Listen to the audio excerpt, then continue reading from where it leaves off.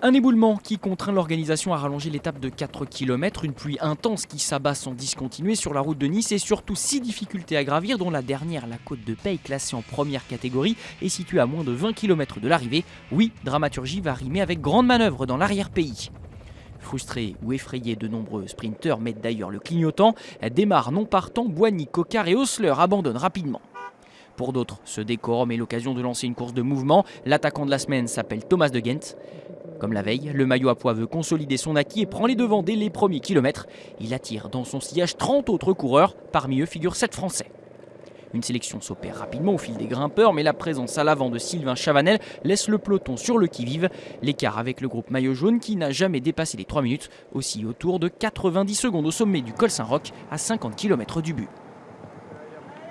La jonction s'opère dans la descente, une descente où Michal Kwiatkowski prend tous les risques pour distancer ses concurrents. Effet immédiat, prudent, Richie Porte entamera la dernière ascension avec 30 secondes de retard sur le leader. Cette côte de Peille, Tony Galopin la connaît par cœur, il passe à l'offensive à 30 km de l'arrivée. Bénéficiant du marquage des leaders, il prend rapidement une trentaine de secondes d'avance. Derrière lui, non seulement Richie Porte est revenu à hauteur du groupe maillot jaune, mais il tente lui aussi de s'en extirper. Kwiatkowski accuse le coup. Pas Tony Galopin, au contraire, le coureur Lotto passe le sommet en tête et se lance dans le lot toboggan final. Il tient peut-être l'étape de ses rêves. Le vainqueur de l'édition 2013 est lui pris entre deux feux, essayer de distancer le maillot jaune et chasser un Galopin leader virtuel. Ses prises de risque le font chuter dans la descente finale, tout comme Geraint Thomas.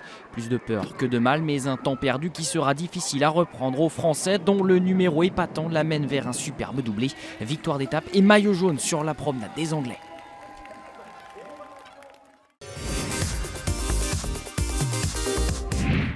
Déjà dans le coup au sommet de la croix de Chaubourg, Tony Galopin a montré que ce Paris-Nice pouvait être taillé pour les punchers de sa trempe.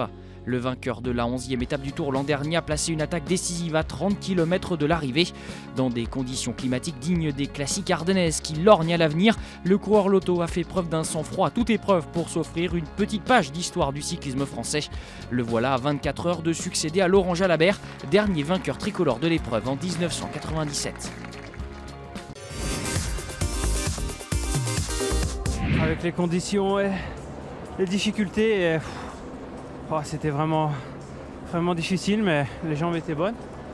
Et c'est vrai que la pluie, c'était pas pour me désavantager, j'étais plutôt content ce matin, je savais que ça allait rendre les conditions difficiles. Et voilà, j'ai tenté ma chance. Dans le final, quand j'ai vu que Kwiatkowski était pas au mieux. Donc voilà, je suis vraiment content. Derrière le one-man show Galopin, on retrouve 4 battus qui doivent regretter leur passivité dans la dernière montée, n'est-ce pas Rui Costa? Attaquant des premières heures, Sylvain Chavanel termine lui avec le groupe Kwiatkowski Porte à 1 minute. Au général, Tony Galopin gagne donc 5 places pour revêtir un maillot jaune frappé du sceau du panache. Il aura surtout dimanche un matelas de 36 secondes pour le défendre. C'est l'ultime baroud de ce 73e Paris-Nice. Après la promenade des Anglais, c'est l'autre lieu mythique de la course au soleil qui est honoré, le fameux col d'Èze. Ces quelques 10 km à 5% de dénivellation moyenne seront le théâtre d'un ultime contre-la-montre en côte. L'arrière-pays niçois, nœud de l'intrigue cette année.